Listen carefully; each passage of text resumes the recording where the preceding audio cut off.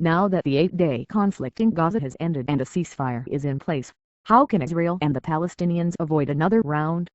Some would say the question itself is naive and that we are stuck in an eternal war. Others would say we need incremental peace negotiations focused on borders first, and to address the thorniest problems sometime down the road.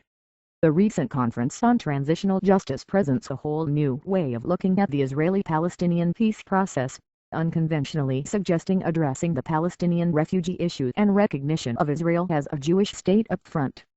Until now, there is a stalemate. The Palestinians demand the right of return of, in theory, millions of refugees. No Israeli prime minister, right or left, would allow this, arguing that any such return would destroy the Jewish state. Israel demands recognition, not just for its right to exist already done in the Oslo Accords but specifically as a Jewish state. No Palestinian is willing to do this, arguing that they already recognized Israel's right to exist and that adding the words Jewish state renounces the rights of 1 million Israeli Arabs and negates the Palestinian historical narrative. But proponents of applying transitional justice ideas to the Israeli-Palestinian conflict say we can learn from other countries that have resolved conflicts between different ethnic groups. They say Palestinians can recognize the importance to Jews of the ingathering of the exiles, as an indirect way of recognizing the Jewish historical narrative, without the same problem caused by using the phrase Jewish state specifically.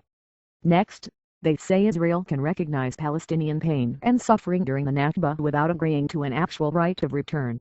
They say that doing this up front could be a game changer in moving forward with negotiations on all issues.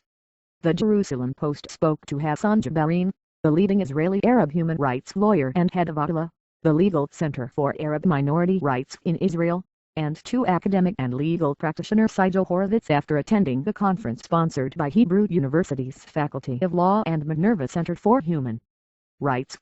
The program was the first in transitional justice offered by a university in Israel and run by Horovitz. Transitional justice refers to the process that other war-torn countries used to address past injustices between the groups. It can vary from bringing individuals on both sides to trial to forgiving both sides based on public confession in order to reconcile and move forward beyond those injustices. Jabarin said that transitional justice presents the Israeli-Palestinian conflict with lessons in how other parties that were stuck in intractable conflicts, such as in Northern Ireland and South Africa, resolved their conflicts. From that perspective, studying transitional justice in other countries represents a window into how other warring parties altered their mindsets and addressed or moved beyond past injustices. This in spite of the fact that they were still in the heart of resolving their fundamental differences, implied Jabarin. Today, at least both groups can acknowledge that both sides will live here forever and there will be no total defeat of the other group.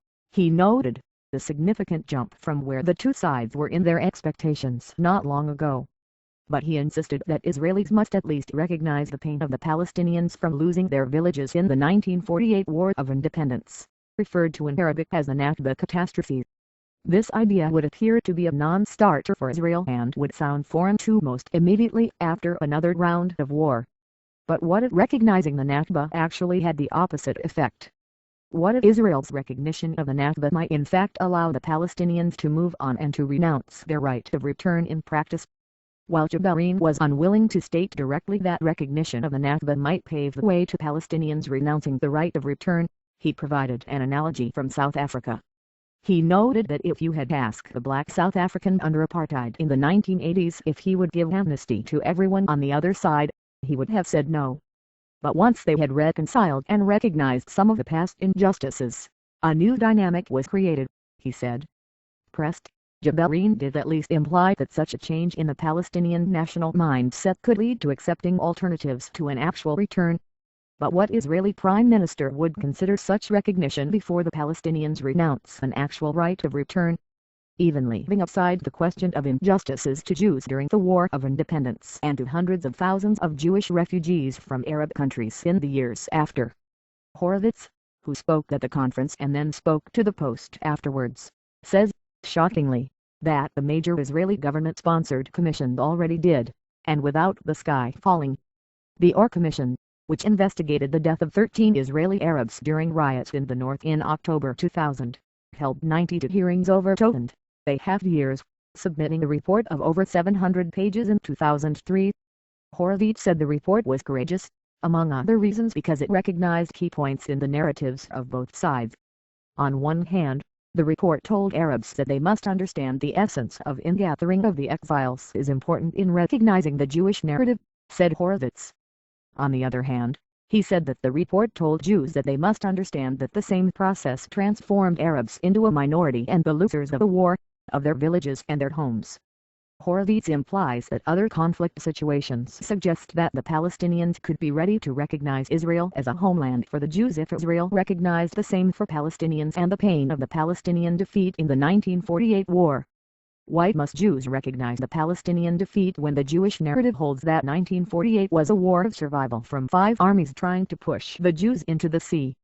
Horvitz essentially responded, because Israel won and reaped the benefits of victory.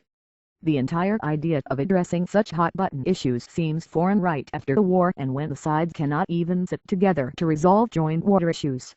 However, Dr. Jonah Berger of the Forum of Bereaved Israeli and Palestinian Families for Peace and Reconciliation, who also spoke at the conference, has a different take.